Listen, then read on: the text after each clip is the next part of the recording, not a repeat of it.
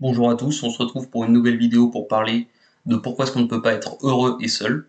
Tout d'abord, nous sommes des humains et l'humain est une espèce extrêmement sociale et donc nous avons besoin des autres pour rester humains. Par exemple, si vous, durant le Covid, on a bien pu le voir avec les personnes qui étaient en télétravail, il y a eu un pic de dépression et de personnes qui faisaient des burn-out parce qu'ils ne voyaient personne et qu'ils se sentaient isolés. Donc, comme quoi, même au travail, on se sent appartenir à une communauté, donc par exemple en travaillant dans la même entreprise.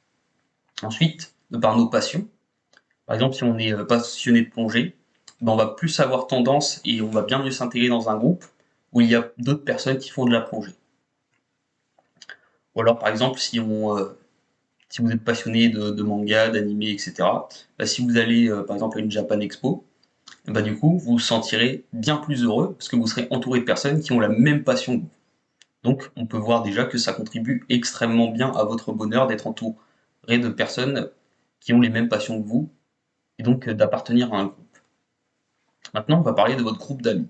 Imaginons que vous n'avez pas d'amis, pour être heureux, ça va être bien plus compliqué. Par exemple, si vous voulez faire quelque chose, vous le ferez seul et ça sera déjà bien moins amusant que de le faire avec une autre personne ou plusieurs autres personnes. Maintenant, on va avoir des moyens de pallier au fait que vous n'avez par exemple pas beaucoup d'amis, que vous ne voyez pas beaucoup de monde. Par exemple, on peut voir qu'il y a des personnes qui, par exemple, prennent des animaux de compagnie, comme par exemple des chats, des chiens ou toutes sortes d'autres animaux, pour donc pallier à ce manque qu'ils ont d'interaction humaine. Parce que du coup, par exemple, s'ils sont tristes, du coup, ils vont pouvoir aller avec leurs animaux, ils vont pouvoir jouer, faire des activités avec eux. Et donc, ça va leur divertir l'esprit pour qu'ils puissent se sentir un peu bien plus heureux que s'ils jouaient par exemple à la balle tout seuls. Voilà. Ou alors par exemple s'ils sont vraiment tristes et qu'ils ont envie de mettre de la musique triste et de s'allonger sur leur canapé, eh ben, ils seront ils seront quand même bien plus heureux de le faire s'ils ont un chat sur les genoux et qu'ils peuvent caresser leur chat et donc ne pas être seuls. Donc déjà on peut voir qu'il y a des personnes donc pour pallier à leur solitude qui vont donc prendre des animaux de compagnie. Et en plus déjà, dès notre enfance, on peut voir que qu'on veut directement, dès l'école, dès la primaire, on veut directement appartenir à un groupe, donc jouer avec des amis, se faire des amis de différentes manières. Par exemple, en faisant du vélo, en faisant de la trottinette, en sortant l'après-midi pour jouer avec un ballon.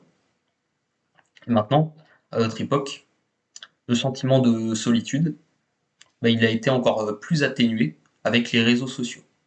Donc, est-ce que les réseaux sociaux, ça vous permet de vous rendre plus heureux? Déjà, ça vous permet dans un premier temps, d'avoir des interactions sociales avec un certain nombre de personnes.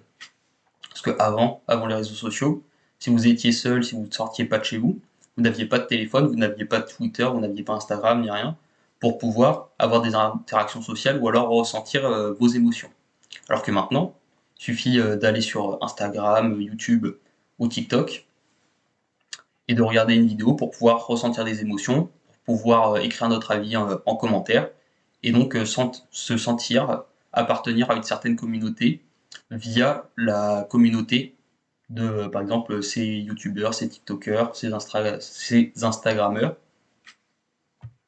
Maintenant, je vais même parler des personnes qui commencent de mauvaises habitudes ou alors qui commencent à avoir même des addictions pour se sentir appartenir à un groupe.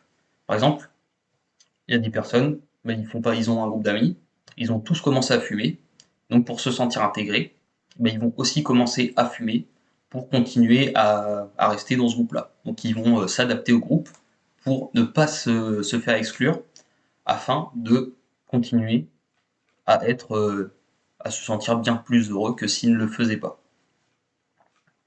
Maintenant, donc, le conseil que je peux vous donner, c'est d'essayer d'appartenir à la communauté qui vous va le mieux, qui vous apporte le plus de choses. Par exemple, si vous faites partie d'une communauté, d'un groupe qui fume, qui boit beaucoup d'alcool, qui fait un groupe de délinquants, qui risque souvent d'aller en prison, Je vous conseillerais plutôt d'aller dans un groupe où il y a des personnes qui font du sport, qui sont bienveillantes, avec qui vous pouvez discuter de choses et d'autres qui sont très intéressantes, où vous avez les mêmes centres d'intérêt, les mêmes passions. Un groupe donc qui puisse vous comprendre et qui ont les mêmes objectifs que vous. Comme ça vous sera bien plus utile que d'être dans un groupe où vous faites des efforts négatifs, comme par exemple, donc, comme je l'ai dit juste avant, fumer, sortir en soirée, perdre votre temps et perdre votre énergie, détruire votre santé. Donc je vous conseille de bien choisir donc votre groupe. Et si vous êtes seul, donc n'hésitez pas à prendre un animal de compagnie pour pallier à cette solitude, pour éviter bien évidemment de tomber en dépression. Parce que la dépression, c'est compliqué, ça rend service à personne, et pour sortir d'une période de dépression, qu'elle soit courte ou longue, bah, c'est extrêmement compliqué, extrêmement dur. Donc quoi qu'il arrive, ne restez pas seul, restez entouré, que ce soit par des animaux ou par d'autres humains. C'est le meilleur conseil que je peux vous donner. Donc voilà, donc pour conclure, vous ne pouvez pas être seul et être heureux en même temps, parce que c'est deux choses qui sont complémentaires, le bonheur et être entouré de personnes.